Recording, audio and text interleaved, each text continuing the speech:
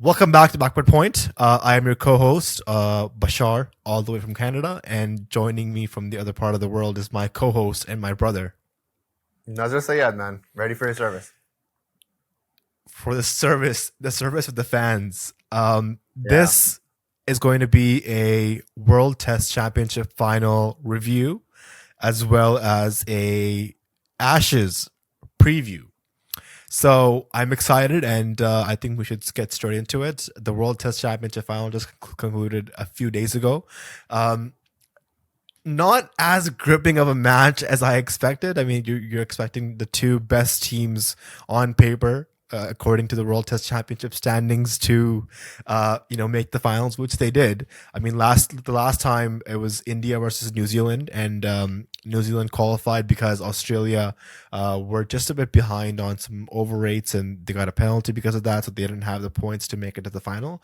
But this time, both India and Australia they met for the first time in the World Test Championship, the second edition of this World Test Championship cycle. And the final was held at a neutral venue.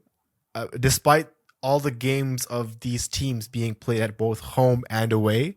So that's how you accumulate points. I still don't know exactly how the points are accumulated, but I do know that you win at home, you win away, you get points for both. And eventually the top two teams in the standings play the final at a neutral venue in June. And according to what's happened in the past, this neutral venue seems to be England. So, what did you think of this match? What did you think of how it started with the team selection? And we were just discussing in the preview episode that I think half the Indian team was a part of the IPL 1 week before the final was taking place, whereas a lot of the Australian players opted out of the IPL. They were in England. They were participating and practicing for the Ashes for this match in particular, and we clearly saw the difference in preparation exposed on the day of the match. Yeah, I mean, on our previous episode, we talked about how, at least I talked about how India didn't really have much of a chance, not even on paper, if I'm being honest. Half that team is too old, half that team is too young. There is no balance. There is no 7 to 10 year old, kind of veteran player in that team. I'm thinking of like a Shadab Khan in the Pakistani team, which he's not a veteran yet, but he's still young. So but he's been in the circuit for a while. He knows how to handle the game. He knows how to handle the pressures. We called it. I mean, I said 4 days. The game ended. Excuse me. I said 4 days. The game ended in 4 days in one session. So I was one session off, but it was just.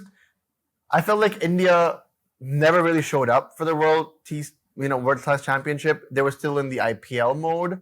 I mean, you're gonna have that. You're gonna have some like IPL hangover, some franchise hangover. I was expecting that. I mean, we both were expecting that. But I wasn't expecting a complete no-show, which it was. The top order failed remarkably, I should say. I mean, this is not the gravity of those players, the Virat Kohlis, the Rohit Sharmas. These players are better than this. They've stood up and stood up for their team in better moments, in higher stake moments than this. And it was just a complete no show. I go back to the Virat Kohli reaching outside like the wide mark, almost try to slash it for four on 49. It was abysmal to see. I was absolutely shocked. I wanted to throw up. And then right after that, a couple balls later, maybe the right next ball, I forget. The over was so haphazard. You see Jadeja They nick it it. off. Yeah, Yeah. nicked off. I mean, like, it was just from there on, the game was completely lost, right? They had an opportunity to build from there. They were, I believe, 170 for three, or 179 for three. And in a couple of overs, they were 179 for five. The game was over then. I literally shut off the TV after that, and I checked the score on Cricket Info after 30 minutes. The game was done. That was like the turning point for me, but there was a lot of mistakes beforehand, which we will definitely get into. But I just felt like the WTC it was very one-sided. India didn't really show up. Massive dent on the legacies of Virat Kohli, Rohit Sharma. That's one thing we keep talking about on the show is what do these players leave behind? Um, till now, it feels like nothing. They're leaving nothing behind. It just seems like an empty cabinet, and it's sad because these players are better than this.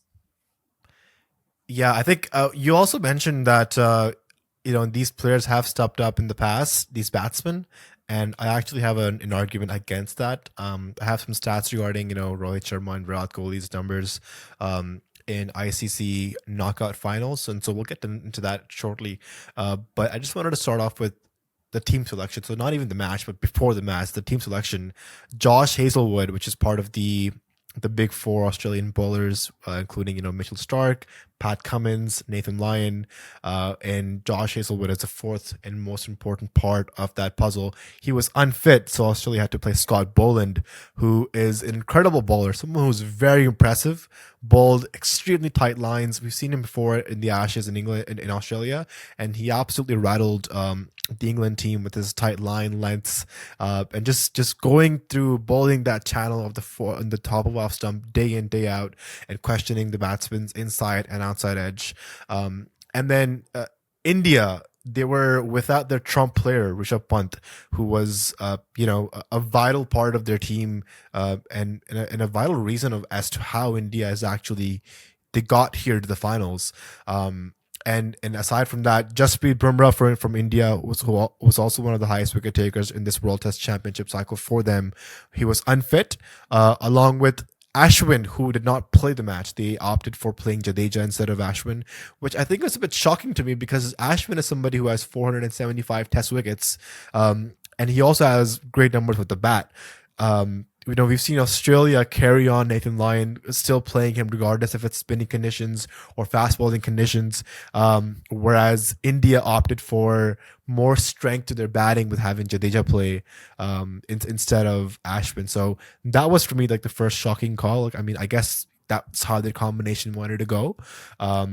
And then you get to the toss on the first day. Rohit Sharma wins the toss. I think one thing to point out is that the Oval is typically a destination for the last Test match of the summer season in England. But this time around, this was the second match of the season. At the Oval. And typically, this is very important to mention because during the end of the season, because the pitch is used so much, the rough area or the side pitches are very dry, so the ball reverse swings. And the pitch is used up, so it's very flat. But in this time around, there was some green grass on the pitch the first day. There was a bit of overcast conditions, but the forecast was typically sunny for the rest of the four or 5 days. So Rohit Sharma opting to bowl first, trying to extract that condition of overcast clouds and the green grass on the pitch. I felt like and just they did happen to take three quick wickets. They took 76 for three. Australia with Warner out, with Usman Khwaja out and Marnus Labuschagne out. But then it was a partnership between Steve Smith and Travis Head that literally took the game away from India. And it was typically, I think, Travis Head's innings. It was, he scored a century off 106 balls. He scored those runs, but it's at the pace at which he scored those runs, which was, I think, the game-changing knock. It was demoralizing for the Indian bowlers. Whatever they were pitching at him, he had an answer for everything. And it was almost as if he took a leaf from the baseball book of playing Test match cricket, and really just counterattacked India. And they had no response of getting him out. And he ended up scoring 163. Off 174. I mean, Travis Head's innings was definitely. It was the dominating innings, right? It's the reason he won the man of the match. He stood there steadfast against the Indian bowlers. But I feel like there was one thing that people haven't missed. People have been covering this. ESPN has covered this now. I think Crickwick has also covered this. And I will also mention this, that Steve Smith has definitely engraved himself as one of the greatest Test batsmen of our generation. Period. Right. The conversation between the Fab Four, him, Kane Williamson, Kohli, and Babar Azam. Is that the fourth one? Or Joe Root? Joe Root. Well, it's a Fab Five because Babar Azam has squeezed himself into the conversation. Sure, 100%. But from those top five batsmen, there is no doubt in anyone's mind. Steve Smith is a magnanimous player. Like there's no a doubt in anyone's mind anymore, because he shows up consistently to these big event games and he stays there. There's calm, there's calamity going on around him, but he's like steadfast as a rock. And he's just when he's there, the Australian team is at ease because they know that as long as Steven Smith is on strike, their game is in their hands. And he plays with so much gravitas and he plays with so much class that the opposition is almost like hell bent on trying to get him out, and that's where he wants them. That's where his game flows so much better when he's pushed against the wall, and he's like, well, and the only way out from here is forward, and I'm going to do that. So Travis Head's inning was definitely magnanimous and great as well, but it would have never happened without the support like Steve Smith on the other side, right? That's why Kohli also gives a lot of his his batting techniques and temperament is given a lot by the fact that he was under Sachin Tendulkar, Sehwag, Dhoni, all these people. Same thing with Stephen Smith. Everybody who plays with him it may be Labuschagne sometimes, it may be Travis Head in this game. Whenever people are batting with him, they're just better batsmen because of him. I mean, I agree. I mean, almost 9,000 test runs, 31 test match hundreds, an average of over 60. Steve Smith is definitely one of the greats of this generation. There is the Fab Five, but Steve Smith is an exception amongst those Fab Five people. I mean, like you mentioned, he steps up in these big matches where Australia needs it up in the utmost high demand, and he takes the pressure, he soaks it in, and sometimes when he's batting, you're almost looking like, how the hell do you get this guy out? You know, like he's good on the outswingers, he's good on the inswingers, he's good on the drives, he's good off the legs, he's good off the short ball, and like it's just, and his playing style is so unorthodox that bowlers genuinely are like, wait, I don't know what to do to him, because he'll shuffle and he'll like just come out and hit me for 4 when the ball was on good length. But he plays with the crease, he plays with his stance, he plays like he plays with the wicket as well. Like it's just, he's an all-around magnanimous player, and he's broken the code of the Test match cricket almost like Don Bradman has. Like it's genuinely like fascinating to see what he does, and he's cool as a cucumber. He doesn't stutter. His hand is steady. He's ready. If it's 79 for 3 or whatever the case may be, he's out there to bat. He enjoys it. And it shows because he's a big time player, he's a big game player, and at the WTC he showed up. He did, and I think he has a lot more to contribute for Australia, given this 5 Test match series coming up with the Ashes. So I mean, at the end of the day 2, India was put into bat. Australia, put up 469 in the first innings, which I think is a humongous total, considering the bowling after attack that total, what breath did India have to put back into this game? They were not going to go out and score 500. That was not happening on the cards. So they were always going to be like 100 runs, 150 runs behind. That was always going to be the case. 469 on in a day and a half, and then you have 3.5 days left, and it was just shocking to me that they let the runs leak that much. But once the runs were leaked, all the air was gone from the Indian team. It just seemed like they were just there to complete formalities, if I'm being very honest. If it wasn't for the middle to lower order in the Indian team, this team would have been booked in 150, 170. Absolutely. I mean, my man just straight up spitting facts. I think, yeah, you're right. Like people hate that about us sometimes, where we're just straight to the numbers. I don't think we really care about hurting feelings, and I genuinely don't. I call it how it is, and I saw every other ball of this game because it is a World Test Championship. It's supposed to be the best teams against the best teams, but I just thought that one team got outplayed way more than the other team. I mean, it always brings me back to the Test match in Karachi where Babar Azam stood and played 196, and he was like, you know what? If we don't win this, I'm at least not going to let you win this, and that's exactly what he did. I feel like that was the type of knock that an Indian batsman had to show up. There were glimpses now and then, here and then, whispers, scuffles, people kind of whispering in their ears, trying to make that happen. And I'm looking at you, VK18, but, you lose your temperament, you lose your patience for just a smidge, and the game's gone.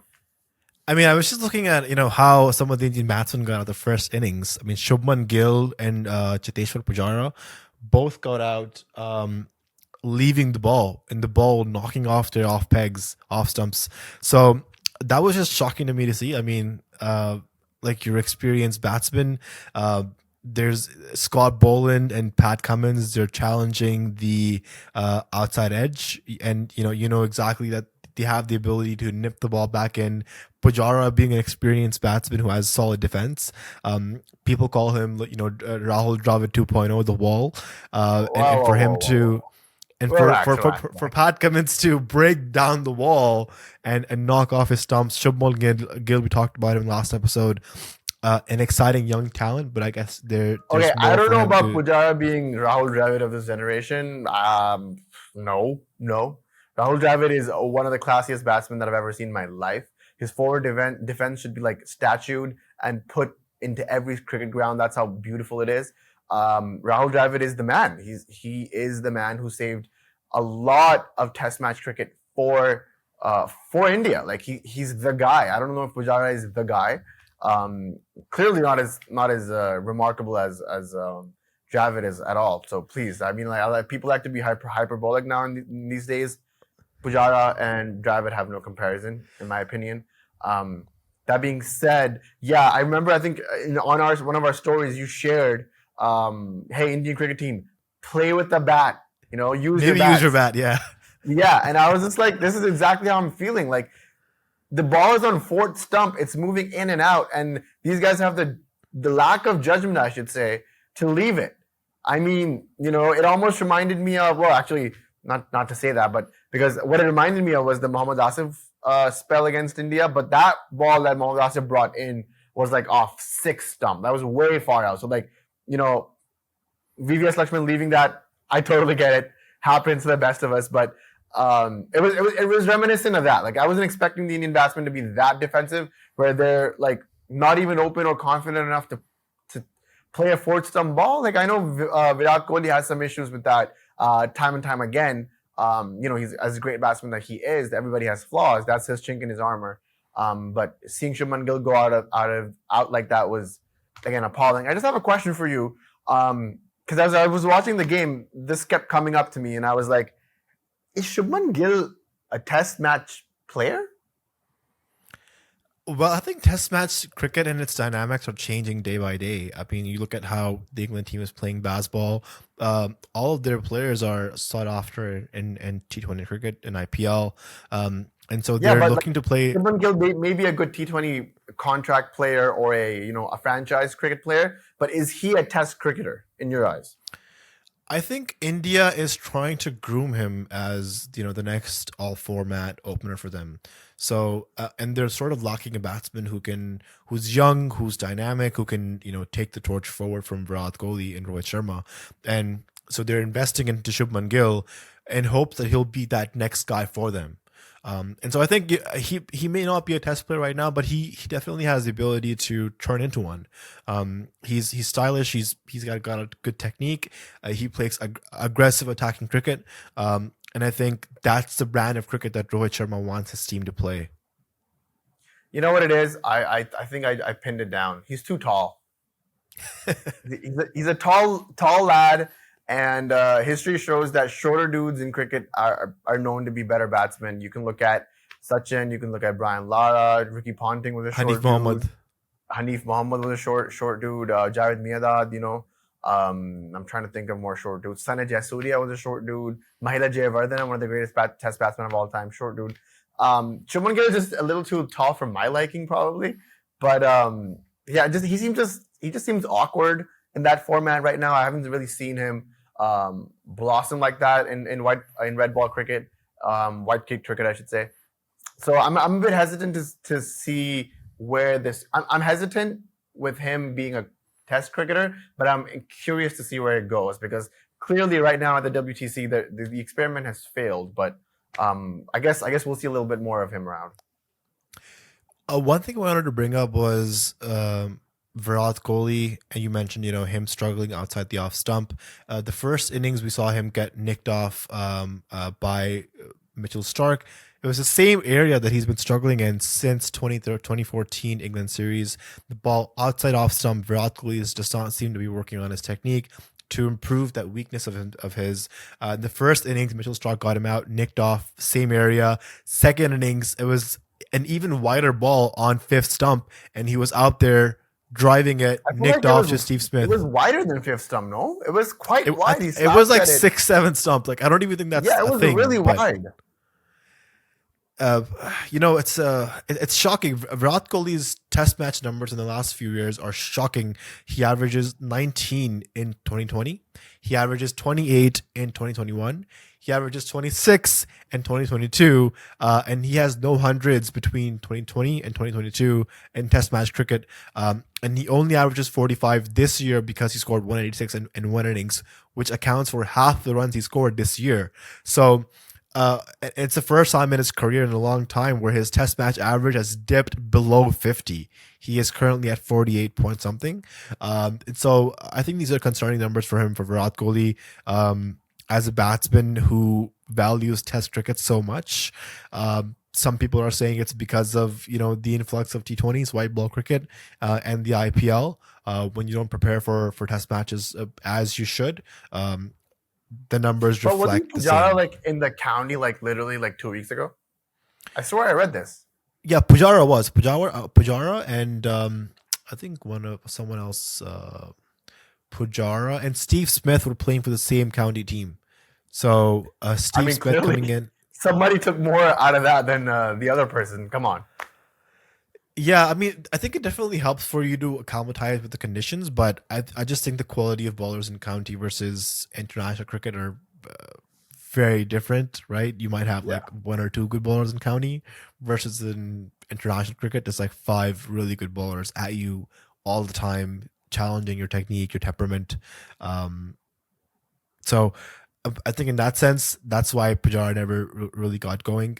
Conditions in England are generally tough, but I think comparatively here, when the opposition is scoring 469 the first innings, I think in response you can do better. The only resistance we saw from India was Rahane, who was making his test match come back into the team. He scored a I think he magnificent did well. innings. In Yes, both the innings, he was the only one who truly showed grit, and he wanted to stay on the pitch. So, yeah. shout out to Rihane. And it was because of Rahane, Jadeja, and Shuttle Talker towards the end where India was able to put a respectable total. Otherwise, they were looking at perhaps an innings defeat by a big margin if that was not possible, because they added 225 in the last 6 wickets. So I think a really good contribution. I guess in that sense you can say Jadeja justified his team selection for him being in the team ahead of Ashwin. Maybe you can say that. But yes, going into day It wasn't three, a bad call. Australia. It paid off for him because he was really good with the ball as well. The first innings, even the second innings, he's really swift with it. I think I read a stat. Actually, I read it on Cricket Info when I was scrolling through the app. Following the game, his first over that he bowled in the second innings, he bowled in 90 seconds. That's rapid. I mean, That's quick, guys. he has a one-step run-up and he just darts the ball in. So it's he doesn't really give the batsman much time to think. Because typically what happens is like, you face a ball, you're like, okay, that was a good ball. How can I play that better? Can I play in the gap? How can I use the field? But with Jadeja, he's at you, ball after ball. He doesn't let you think and analyze. So yeah, I just wanted to get to day three, and Australia started their second inning with the lead of 173, and on top of that they added 270 with contributions from chip-ins from everybody in their team. Alex Carey was a top scorer.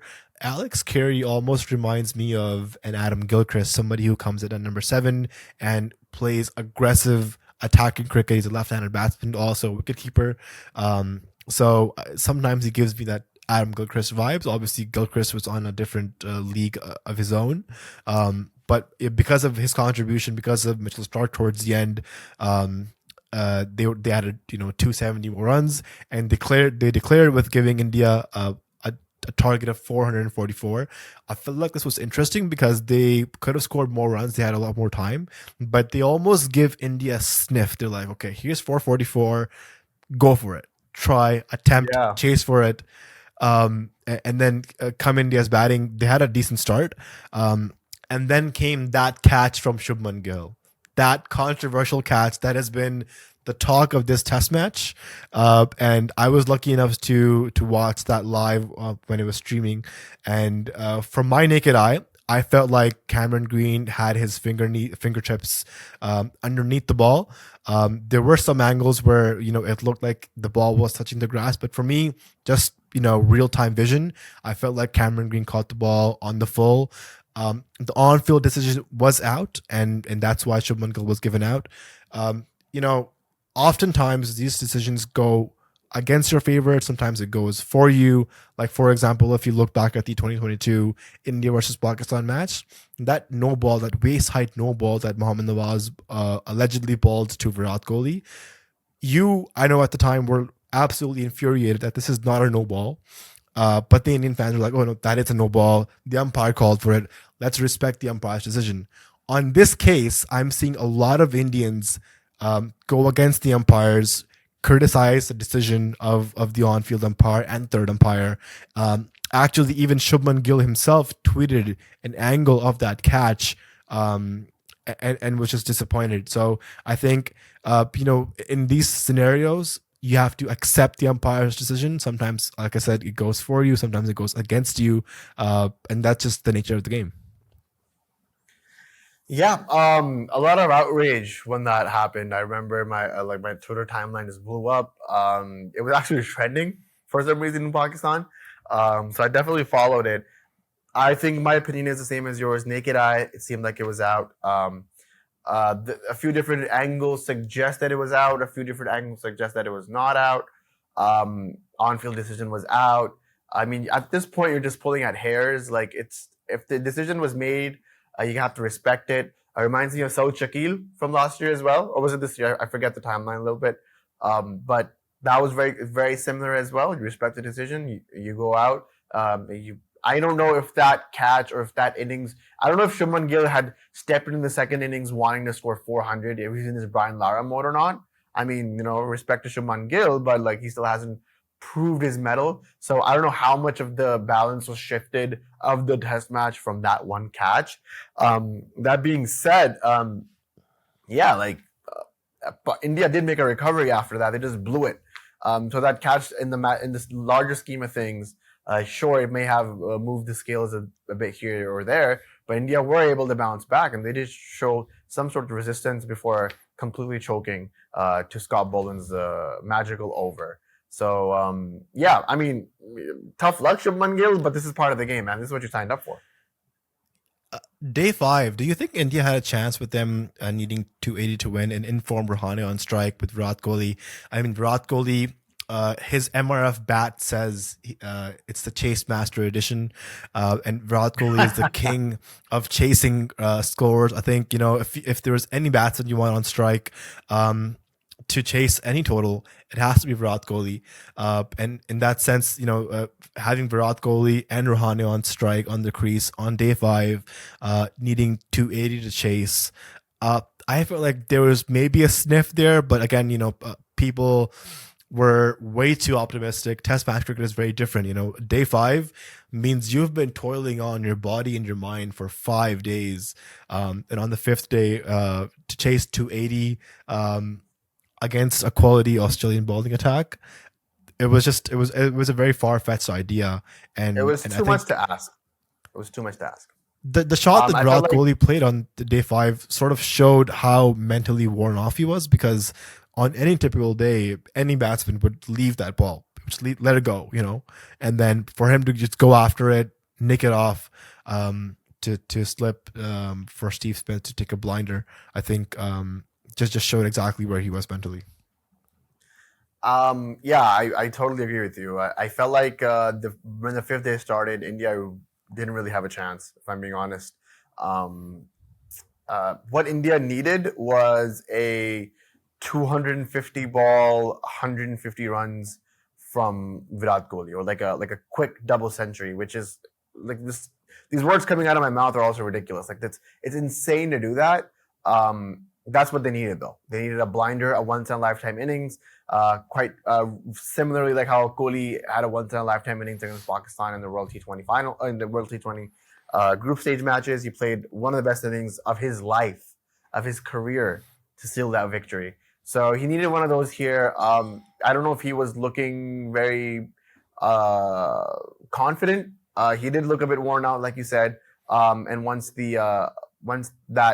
he nicked off and Steve Smith isn't going to drop those, for him, that's a dolly. And even though it looks a lot tougher for the normal naked eye, he was gonna smash that. This guy is the best slip catcher that I've ever seen in my life.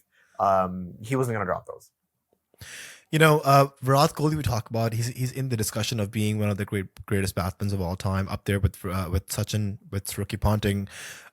Sachin, I recall in the tour of Australia, the year 2003 and 4, he had a weakness outside off stump where he was nicking off the ball, playing the cover drive to slip or to the keeper.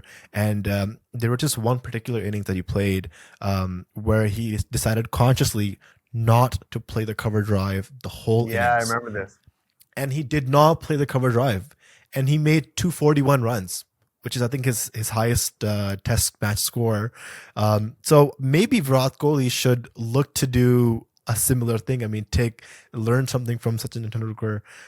If you're having a significant weakness outside off stump on the fourth stump, fifth stump line, maybe look to innovate, not play the cover drive, which I know it's a run scoring shot for him, but if it's also causing for you to be a common mode of dismissal, he can look into not playing that shot, seeing what Sachin did, and look to improve there.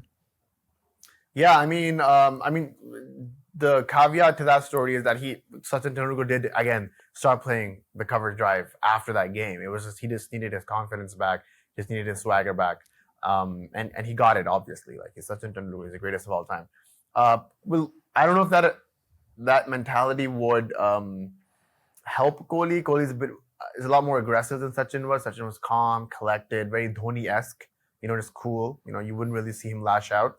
Virat Kohli is a bit more aggressive, a bit more passionate, a bit more sensitive, even I would say. So I don't think that would really work for him. I have a question for you though. When this game started, did you think that India had a chance at all? To be honest, I don't think they did, just because of their preparation, their mindset. This is the second event that India has lost on the back of an IPL fatigue. Players, the first one was the 2021 T20 World Cup. Indian players were coming off an IPL, 2-month-long league, high-intensity matches. I think your body and your mind need some time to recover and recuperate. And to go from an IPL straight into a high-quality, high-intensity test match against the likes of an Australian team, because of those reasons, I did not really give India a chance to win. I think I kind of agreed with when you called it the last episode where you said Australia would win on the fourth day. You were one session off. They won on the fifth day. Because of that, because of India not having Rishabh Pant and not having Jasprit Bumrah, not having Ashwin in their playing 11, I thought because of those reasons, I really didn't think India had a chance of winning this match. So I'm particularly not too surprised that they lost. I'm actually again, when was the last time Bumrah even played? Like, I feel like I keep hearing how Bumrah's injured, won't be in the World Cup. Bumrah's injured, won't be in the Test match series. Like, when was the last time this man actually played? I think it's been over 7 to 8 months, because he's been out since the last T20 World Cup. He didn't even play that World Cup, so that was in like October, November. We're right now in June. That's like 8 months. But I think right now they're trying to rebuild his body. He didn't even play the Asia Cup either, right? No, nope. India. Yeah, so he's been out for a while. The Asia Cup was in September. Yeah, he's been out for a hot minute now. So I think India needs him back for the next ODI World Cup coming up. But I just want to talk about a bit of the media backlash that the Indian team got, as they always do, after losing another ICC event.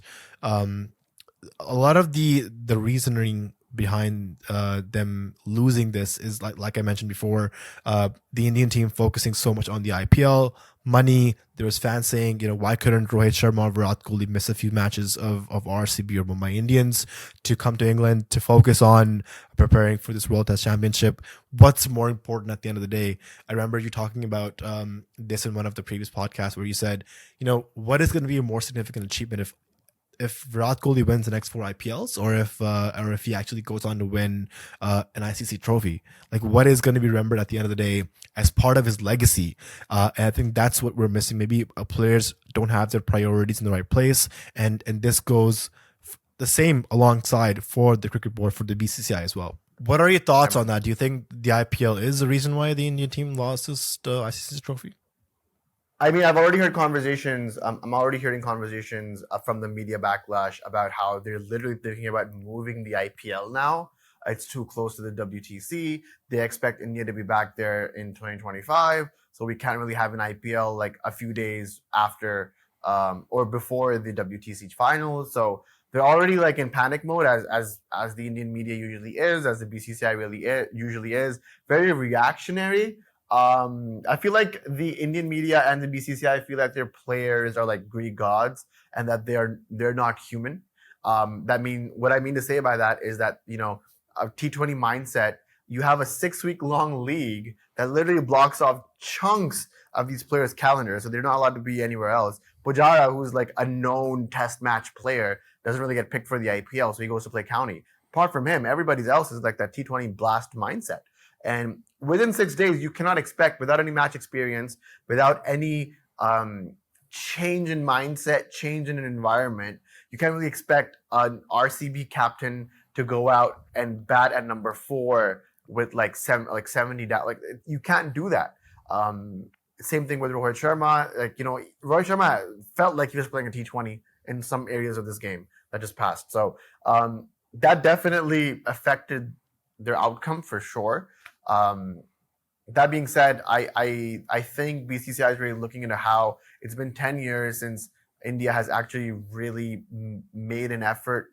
Well, they've made an effort. They've reached a few semifinals, few finals, excuse me, but they haven't really gone out and won anything. And I think the BCCI is feeling the heat. They're feeling the pressure. IPL may be the richest league in the world, but it's not getting the medals. And at the end of the day, it's your trophy cabinet that counts, not your in-house domestic leagues within your friends. That doesn't count. Like we'll play friendly matches all the time, but when we go out in tournaments, that's the numbers that we look at, right?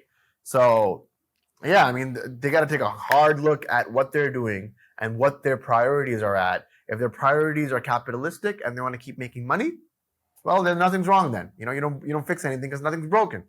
But if they want to actually go out and win stuff and become the best team, which they should have been in the first place, then they got to take a hard look and change some things around because this is not going to fly. I think there's also something that's to be said about how India got here to the finals. Obviously, they won a lot of games and series at home, but you have to also analyze what kind of conditions are they playing in at home. They're making deadly spin tracks where the matches are finishing in 2 to 3 days. They have a deadly spin track. They put Jadeja on, they put Ashwin on, they put Kuldeep Yadav on, and they just smash. Dismantle the other team's batting lineup. And so if a test match is finishing in 2 to 3 days, it is A, not giving their fast bowlers enough time to get overs in. B, it's not giving their batsmen enough time to get set, play long innings, get the experience of playing a day 5, a day 4 test match innings, which ultimately makes or breaks who you are as a batsman. That's how you're judged. I think, Yunus Khan is one of the greatest test match batsmen because he has the most hundreds in the 4th innings. He has one of the highest averages in the 4th innings. And that, I think, what gives him legendary status. So I think India needs to go back to the drawing board and actually analyze what kind of pitches do they want to make going forward, because as much as a home advantage is important, it should also be reflective of how you're going to play in the future. So, you don't play Ashwin here, but Ashwin is your main bowler in India. So it's just, it's weird for me. And for me to also hear that Rohit Sharma is crying that, the World Test Championship should be played in March. Why is it after the IPL? Like, how is the IPL so sacred?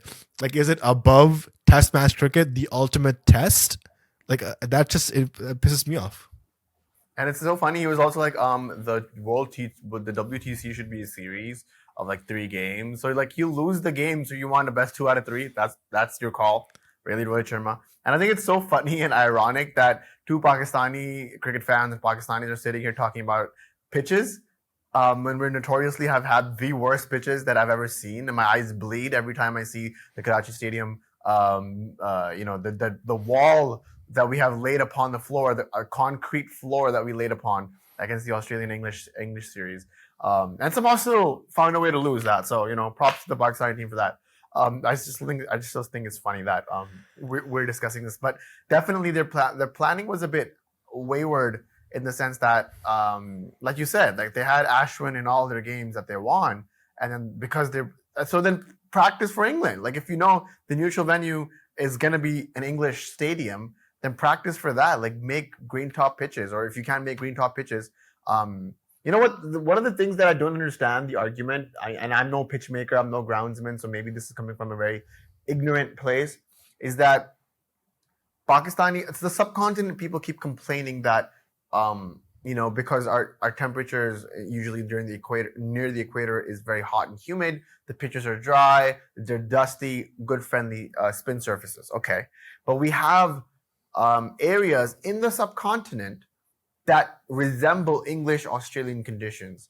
Islamabad, in Pakistan, Peshawar, these are all high vantage places where it rains a lot, there's lots of dew. You could potentially make, you could bring soil from England or Australia and make those pitches here. That's what Remy Raja was trying to talk about. I don't know how successful he was in doing it, but that's definitely one way to combat that hurdle that you have. Same thing in India. India has northern places. They have places with mountains and a lot more dew, a lot more rain in the north. Practice there, set up camp there for 2 weeks. Like, this is outrageous to me that these conditions are being blamed at all times. And I'm not saying that India or Pakistan or Sri Lanka are sort of wiggling their way or tampering their way or trying to tamper their way into the WTC final. All I'm saying is these excuses don't really hold up, because if you've invested in Ravi Ashwin as your primary bowler, your number 3 bowler, your prime spinner, put him in your 11, man. Do that. Like that's what you've invested in for the past couple of years. So, I mean, all cricket boards and subcontinent have to, take a hard look at themselves and take a hard look at their conditions and who they're actually wanting to blame. If the fingers are not pointing at themselves, then they're making a mistake, because nobody is to blame here except for the boards, except for the players and the preparations that they did for this. The WTC final should not move. I don't expect it to move to March. I think June is a good spot. It's smack dab in the middle of summer. Something to look forward to. If you want to move anything, move the IPL, man. That's it. I also think the WTC has become such an incredible cycle of test matches where every series now has importance, and every match that a team plays, they're looking to go for results. They're looking to go for having to win matches instead of playing for draws. And I think that just added a different flavor to test match cricket, to bilateral series.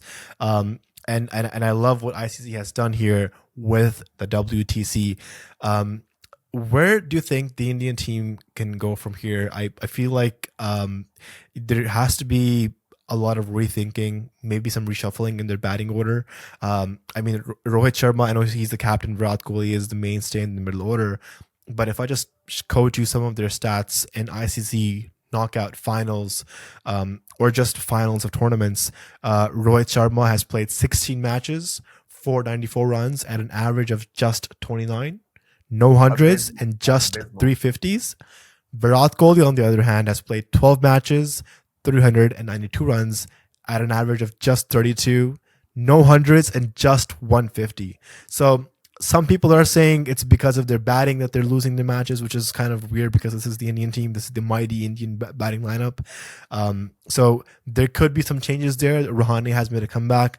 I don't like India's current wicketkeeper, KS Bharat. I've never heard of this guy. I've never seen him score runs.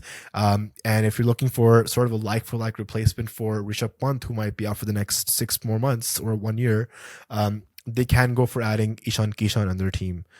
So that's just, I think, the 2 cents from my side from where the Indian team can go here. But I'm excited for the next cycle of the World Test Championship. I know Pakistan is playing Sri Lanka next month. India is going to West Indies, and Pakistan is going to Australia at the end of this year for a 3-match test series. So a lot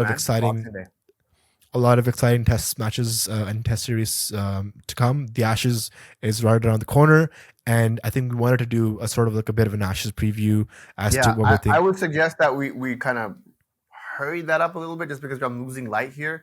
and I don't have any external lights. And whoever's watching this on YouTube is like, why is he getting so dark? It's because I'm sitting against a window, and I don't have any external lights here, and that's why we're trying Okay, to I'll be wrap quick up. here. Let's do the Ashes piece as well. Just And speaking also, of, you know, we also want to talk about the GT20. I don't know if we'll get into that, but I'm really excited about that. Um, that franchise also, like, that's one of the ones that are close to us because it literally is in our backyard, and then we get to see these players up front. But yeah, Ashes, go ahead. Ashes, sporting rivalries, history. The rivalry of Australia and England, it goes back to 150 years almost. What do you think is a bigger rivalry, India versus Pakistan or the Ashes? Ooh, that's a really good one. Because both of those rivalries have history, decades of history, I should say, attached to them.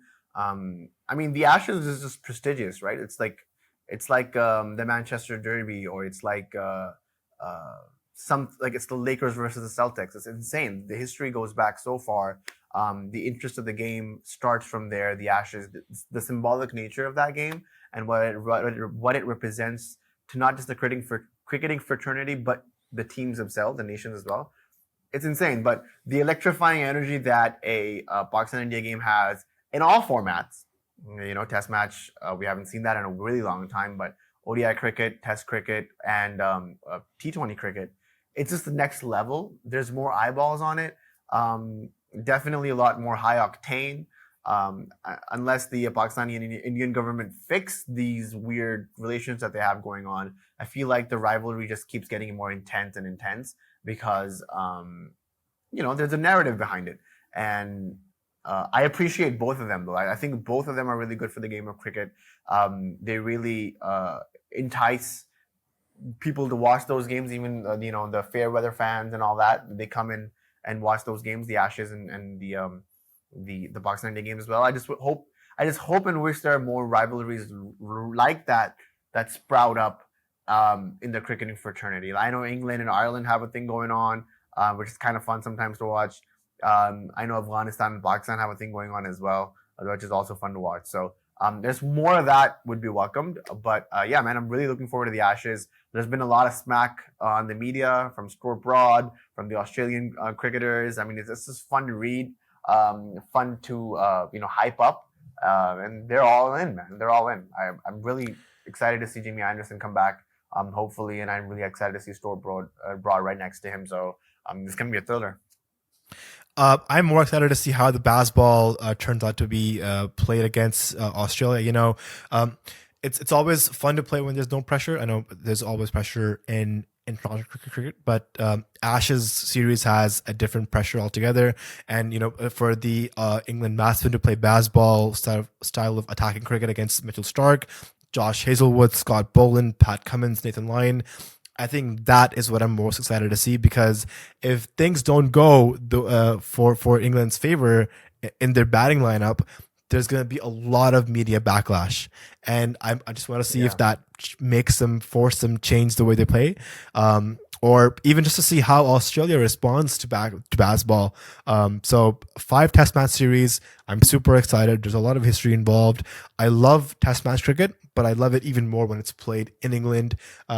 Because their crowd is just incredible. The English crowds are famous from football to cricket now. You look back at how Ashes creates history with Ben Stokes and the innings he played at Headingley.